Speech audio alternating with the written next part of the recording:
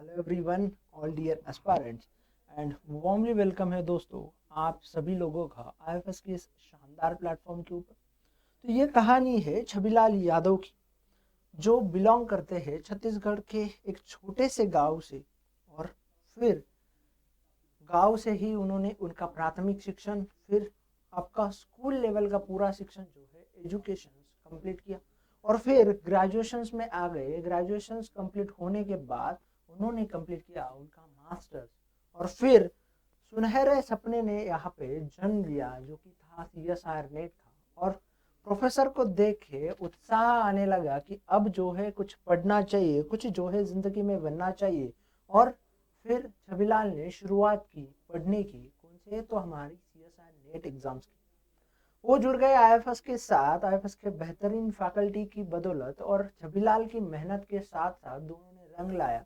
और छबिलाल का इस अटेम्प्ट में दिसंबर 2024 के सीएसआर जो है वो क्लियर होगा। बट ये दोस्त, ये कहानी जो है ये उतनी ही प्रेरणादायी और उतनी ही मोटिवेटर है, क्योंकि हर वो गांव का बच्चा जो चाहता है कुछ अच्छा करे, देश के उन्नति में सहभाग दे।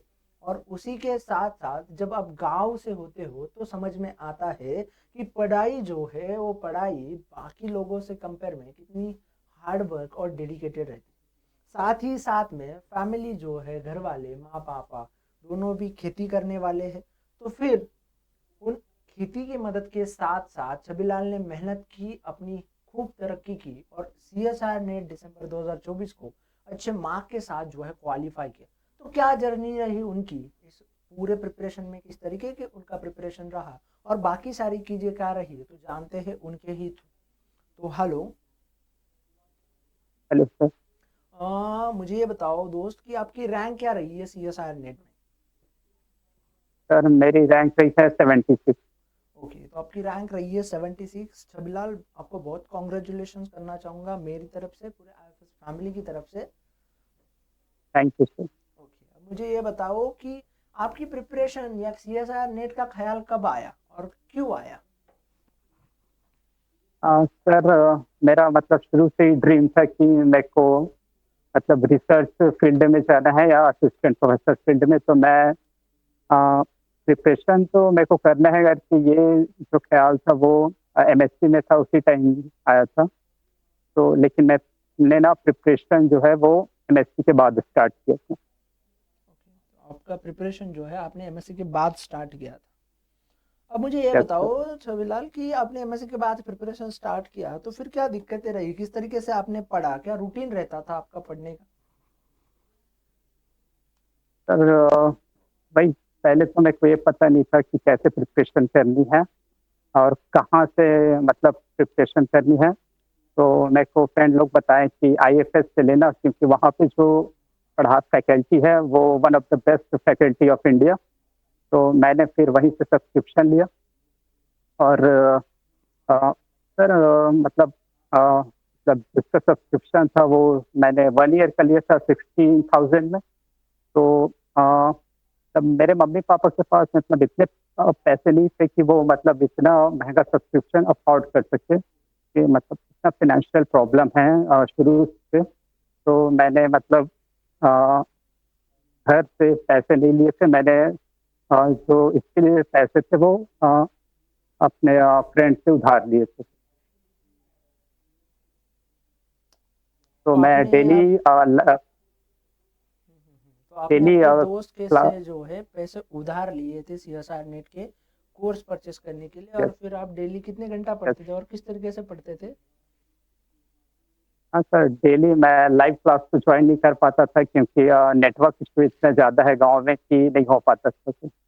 तो मैं वही रिकॉर्डेड क्लास ही डाउनलोड करके ले जाता था और वही देखता था सर।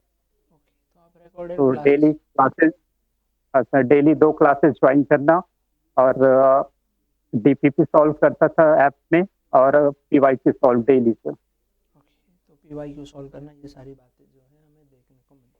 ओके, अब मुझे ये बताओ छबिलाल, कितने यूनिट्स को प्रिपेयर किया था सीएसआर नेट के लिए। सर मैंने 10 to 11 यूनिट्स अच्छे से प्रिपेयर किया था सर। ओके, तो 10 to 11 यूनिट आपने जो है प्रिपेयर किए थे। और मुझे ये बताओ कि उनमें से सबसे इजीएस्ट यूनिट कौन सी लगी तुम्हें? सर मेरा बैकग्राउंड बॉटनी है तो इजीएस्ट यूनिट मेरे लिए प्लांट फिजियोलॉजी था। ओके, तो आपको सबसे और इजी बोलिए बोलिए। हाँ सर, और सेल बायो तो था ही, बायोकेमिस्ट्री और डेवलपमेंट बायो भी ठीक ही लगता था। तो डेवलपमेंट बायो भी आपको ठीक ही लगती थी, चलो बेहतर है। Yes। अब मुझे ये बताओ कि अब इजी की तो बात हो गई है, अब मुझे ये बताओ कि सबसे हार्ड यूनिट कौन सी लगी तुम्हें? सर हार्ड यूनिट तो मेरे लिए एनिमल फिजियो और जेनेटिक्स भी थोड़ा हार्ड लगता था। और मेथड बायो भी सर थोड़ा हार्ड ही लगता था मेरे को, तो उसको अच्छे से नहीं किया था मैं। ओके, तो आपको मेथड बायो जो है वो भी हार्ड लगता था, मतलब ठीक।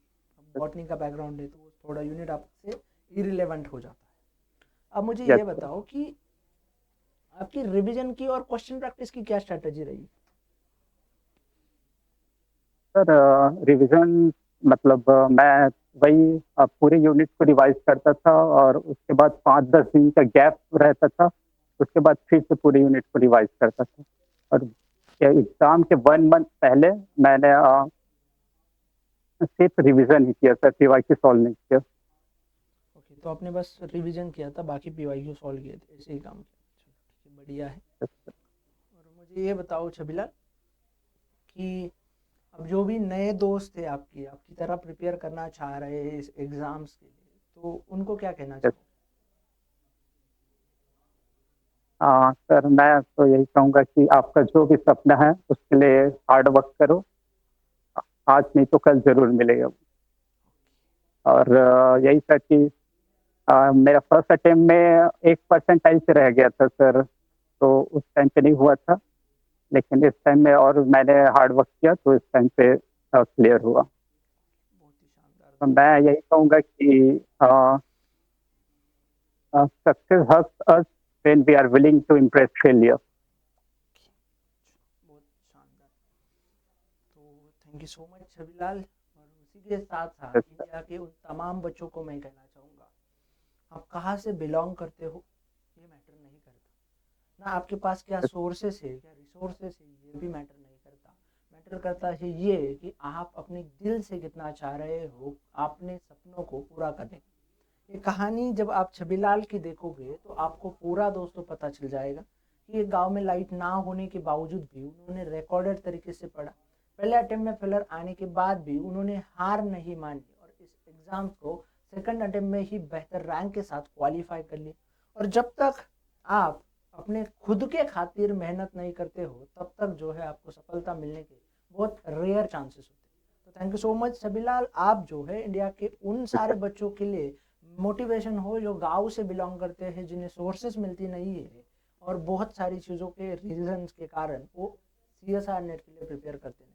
बट उन सारे बच्चों के लिए मैं कहना चाहूँगा कि आईएफएस जो है आप लोगों के लिए यूट्यूब में हमेशा से रहा है, यूट्यूब प्लेटफॉर्म के ऊपर आपको आईएफएस हमेशा कंटेंट प्रोवाइड करता रहा है, हमेशा करेगा और करते रहेगा, क्योंकि आप लोग जो हो आईएफएस फैमिली का हिस्सा हो। और आईएफएस का मेन मोटो है कि हर घर के बच्चे तक फ्री में एजुकेशन। तो thank you so much Chhabilal, thank you once again. Thank you sir, thank you.